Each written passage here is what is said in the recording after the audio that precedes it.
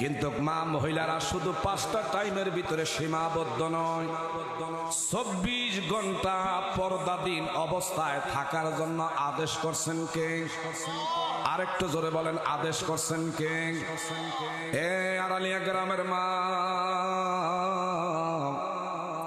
বিশেষ করে আপনাদেরকে বলে যাই, এটা দুনিয়ার সোনাকান্দা দরবারের পিসাব হুজুরের আদেশ নয়, দুনিয়ার কোন মোল্লা মৌলবীর কোনো কথা নয়।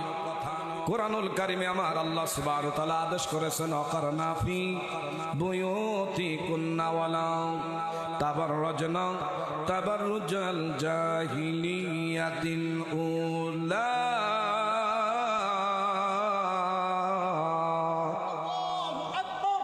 ওই যুগের নারীদের মতন এমন একটা যুগ অতীত হয়ে গেছে যেটা বর্বর যুগ, আইমে জাহিলিয়াতের অন্ধকারের যুগ, যেই যুগের নারীদের কোনো মূল্য ছিল না, দাম ছিল না। মানুষ যেমনি বাজার থেকে টাকা দিয়া পণ্য খরিদ করি, ব্যবহার শেষে এটা যখন যেখানে ছুঁড়ে ফেলি এটার আর কদর থাকে না।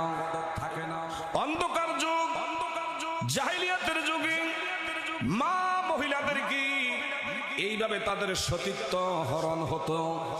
বলতে পারেন কেন? আল্লাহর আদেশ তারা মানত না। যারা আদেশ মানছে মা মহিলাদের দাম বাড়ছে। সুবহানাল্লাহ কোন?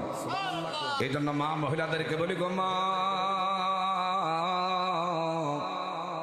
যে মা নিজের আপাত মস্তক পায়ের তালু থেকে মাথার তালু পর্যন্ত ডাইকা এইভাবে নিজেকে নিজের সতীত্ব রক্ষা করে চলবেন।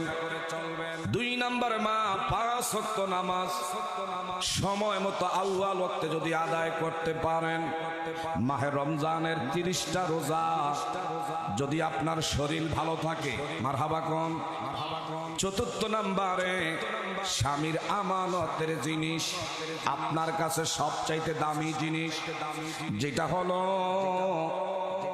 একমাত্র সতীত্ব, এই জিনিসটা যদি আপনি ঠিক মতন রাখতে পারেন, আপনি আড়ালিয়া গ্রামের থেকে যদি আজকে মারা যান, এগো মা, আল্লাহর জান্নাত আপনি চাওয়া লাগবে না, জান্নাত আপনার ঘরে দরজা অপেক্ষা করবে। কন্যা সুবহানাল্লাহ।